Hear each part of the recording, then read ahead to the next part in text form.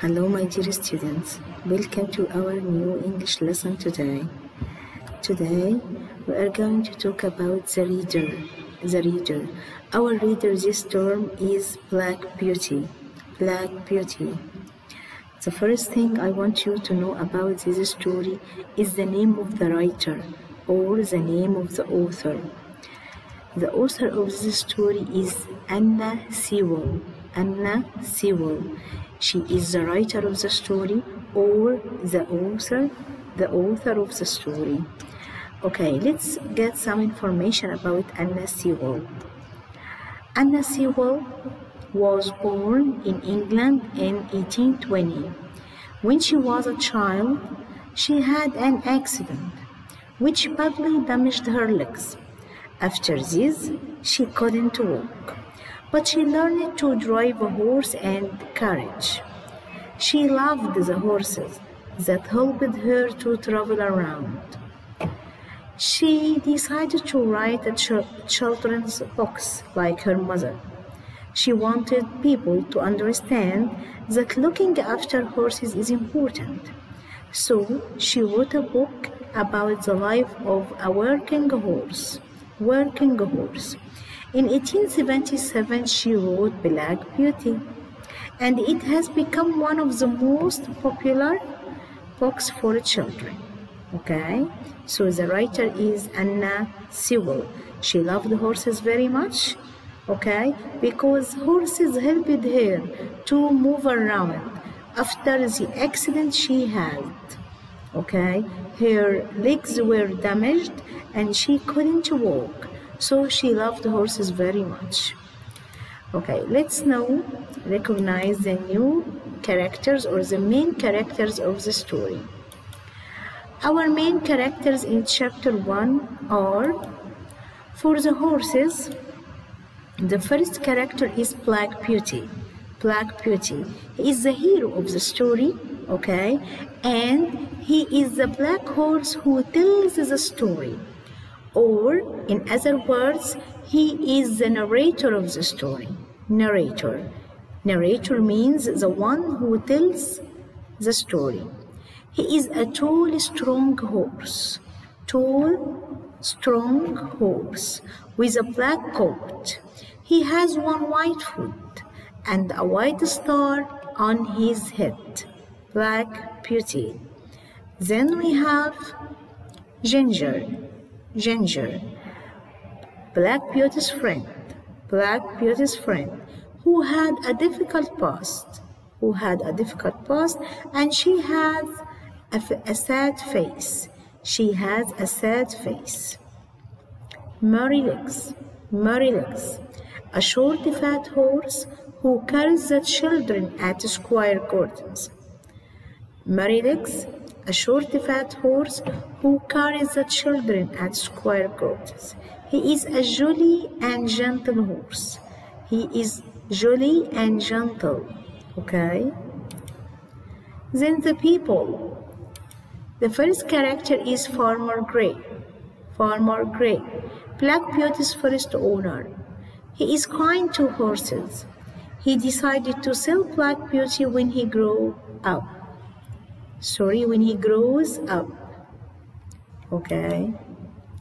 Squire Gordon, the first owner who Black Beauty works for. The first owner who Black Beauty works for. He is a kind man.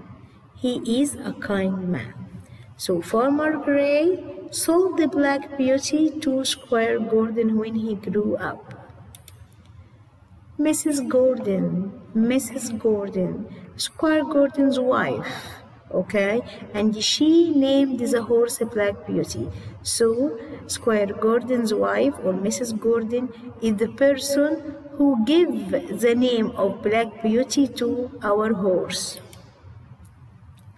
John Manley is a kind man who is Squire Gordon's helper, okay, helper, the person who helps Squire Gordon in his farm, okay. He looked after Black Beauty and the other horses. Black Beauty and the other horses. Then the places. we will find in chapter 1 a place called Birtwick Park. Birtwick Park. It means the country home of Square Garden. The country home of Square Garden. Okay, Birtwick Park is the place where Squire Gordon lives with his wife and horses. Then, chapter 1, My Early Years. In this chapter, we will find that Black Beauty is talking about his early years and how he lived with his mother and other horses. Okay, in this chapter, he used to have races and have fun with the other horses. And we will find that his mother gave him useful advice about his behavior. Okay, she asked him not to bite or kick, like other horses, and she hoped him to be a gentle horse. To recognize the events or the incidents of this chapter, I want you now to watch a video of chapter 1. Okay? I hope you enjoy it. Thank you. See you next time and goodbye.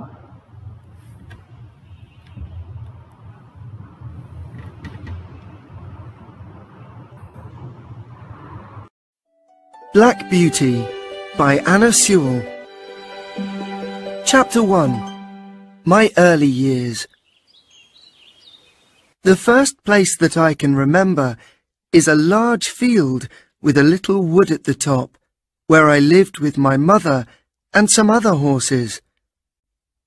A small river ran along the bottom of the field. If I stood at the gate to the field, I could see my owner's house next to a road. The owner, Farmer Gray, was a good man. He gave us healthy food, and he spoke to us as kindly as he spoke to his children. There were other young horses in the field with me, but I was the youngest. I used to run with them and have great fun. We used to have races, and when the biggest horses got too excited, they kicked and bit the horses next to them. One day, when my mother saw what was happening, she called me over to her. "Listen to me. The horses in this field are all good horses, but they are not all like us. I don't think you have ever seen me bite or kick anyone. I hope that you'll grow up to be gentle and good. Never bite or kick, even when you are just playing a game." I have never forgotten my mother's advice. I grew into a tall, strong horse with a black coat, with one white foot and a white star on my head. I soon learned how to pull a carriage. Sometimes I pulled the carriage with my mother, and she helped me to learn what to do. "The harder you work, the kinder people will be to you," my mother explained one day. "I hope you find a good owner. However, there are many kinds of men. Some are as good as our owner, but some are bad. We never know who might buy us. Sometimes people don't understand what a horse needs." I found out that my mother's words were very true. When I was older, Farmer Gray decided to sell me to a new owner. His name was Squire Gordon, and he lived in a big house in a place called Birtwick Park. It was a lovely place to live in, with large fields and comfortable stables. Squire Gordon had a kind helper called John Manley who looked after me, and I soon became good friends with the other horses in the stables. One was a small fat horse called Merrylegs. He was a jolly, gentle horse who was always making people laugh because of the way he walked. He carried the young children of the family. Another was Ginger, a tall horse with a sad face. Merrylegs told me that Ginger often bit or kicked because people were not nice to her in the past. Squire Gordon's children used to bring me apples and nice things to eat, said Merrylegs, but when they knew that Ginger bit people, they became frightened, and now they don't come to visit us horses any more. However, if people are kind to her, she'll soon learn to stop biting, he explained. The next day, Squire Gordon took me out around Birtwick Park. "How is your new horse?" asked his wife when we returned. "He is a perfect horse," he said. "What shall we call him?" "He is very handsome," his wife said. "Why don't we call him Black Beauty?" "Yes, I like that," said Squire Gordon. And that is how I got my name. On some days, I worked with Ginger, pulling carriages. Although Merrylegs said that Ginger was sometimes bad-tempered, I found that she was thoughtful. She always worked hard, so that I didn't have to pull the carriage any more than she did. We soon became good friends. One day, when I was working with Ginger, she told me about the people she worked with in the past. None of them was kind, and some of them were often cruel.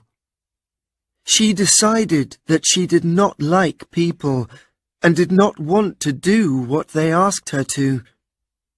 The problem was that some people hit her hard when she refused to do what they wanted.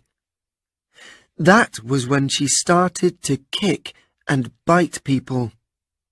Then they wanted to sell her, and finally she arrived at Squire Gordon's.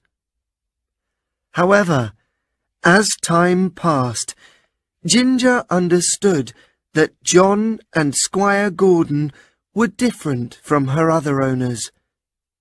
They were always kind and gentle with their horses, and she was happy to do what they asked, most of the time. Then one day, she saw something that showed her that some people could be good. Squire Gordon was riding her when they passed a man who worked for Squire Gordon. The man was angry with his horse and hit it hard to make it go faster. Squire Gordon did not like this. "I've never seen a man who was so unkind to a horse," he cried. "No horse will do what you want by hurting it. The people who work for me must understand that a horse is not a machine." Ginger now began to respect Squire Gordon. After this, she decided she would not bite or kick people any more. "She'll be as good as Black Beauty soon," said John.